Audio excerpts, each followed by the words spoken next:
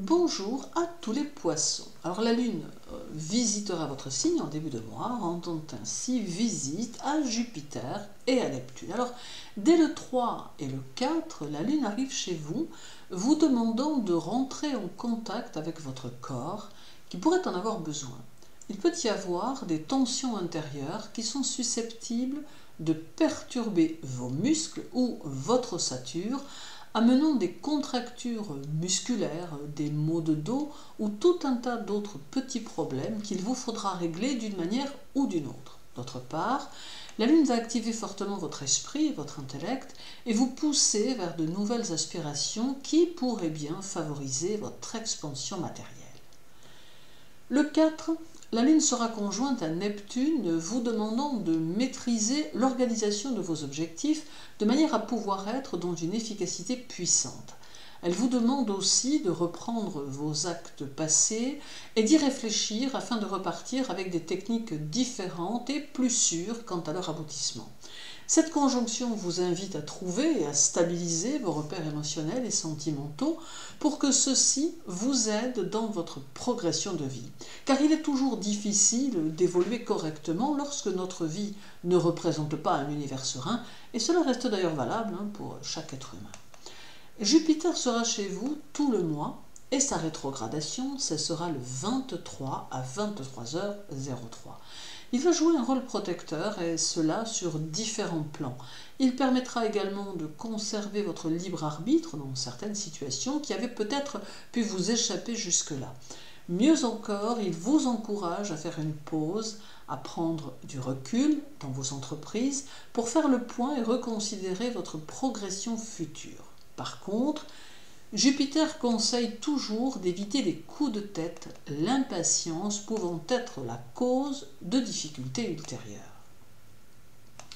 Neptune sera chez lui, c'est-à-dire chez vous, tout le mois, et il sera rétrograde. Il vous permettra de toucher émotionnellement les autres et de mieux les percevoir. Sa rétrogradation vous mettra néanmoins face à des décisions à prendre qui pourront s'avérer compliquées et face à quelques situations illusoires dans lesquelles il ne faudra pas tomber. Il vous permettra aussi d'accéder à une plus grande conscience de votre indépendance personnelle. Le 10, Neptune sera au trigone de Vénus en Scorpion et cela peut faciliter les discussions en amour et permettre aux célibataires de peut-être rencontrer l'amour. Le sentiment amoureux aura tendance à se diffuser largement autour de vous, permettant un équilibre à préserver. Sur le plan karmique, ce trigone peut vous permettre de vous libérer d'une dette affective. Avec ce duo, vous devenez le principal acteur de votre destinée, cela vous ouvrant toute latitude dans les objectifs ou les projets que vous allez induire. Il y aura encore le 12, où Neptune sera au trigone de Mercure en Scorpion, lui aussi. Cela amène de la force et de l'énergie qui vous pousseront en avant. Votre intellect sera performant et très dynamique, mais vous aurez peut-être un peu tendance à faire les choses de manière trop rapide, d'où des oublis ou des erreurs possibles. Avec ce trigone qui accentuera votre curiosité intellectuelle, vous aurez très probablement tendance à rechercher les expériences multiples. Mystères, voyages, découvertes pourront être au programme de ce mois de novembre. Puis le 15, Neptune sera au trigone du Soleil et cela va vous donner optimisme et esprit d'initiative avec un profond désir de vous intéresser à plein de nouvelles choses qui pourront avoir de l'impact sur votre évolution future. Mais vous éprouverez aussi le besoin de le partager avec ceux qui vous entourent tant vous serez dans l'échange et la communication. Néanmoins, demeurez à l'écoute de vous-même et restez ambitieux ou ambitieuse dans vos projets, car ceux-ci vont évoluer et se concrétiser d'une belle façon.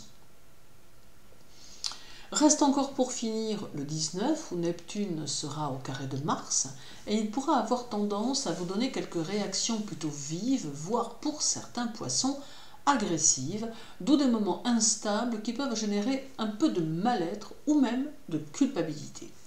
Aussi, avec ce carré, mieux vaut garder les pieds sur terre et faire appel à votre bon sens pour gérer au mieux les situations compliquées. Ce duo Neptune-Mars porte aussi vers la créativité, ou vers les arts, ou encore vers les activités sportives, car il entraîne un besoin de libérer ce que l'on a en soi. Alors en somme, novembre sera plutôt puissant et vous conduira à mettre de l'ordre dans certaines choses, ainsi qu'à prendre des décisions, des initiatives et tout un tas d'autres choses qui seront favorables à votre parcours et à votre évolution. 2023 approche à grands pas et nul doute que vous serez armé pour y faire face. Merci pour votre écoute, je vous souhaite une bonne journée et un agréable mois de novembre. Prenez soin de vous et à très bientôt.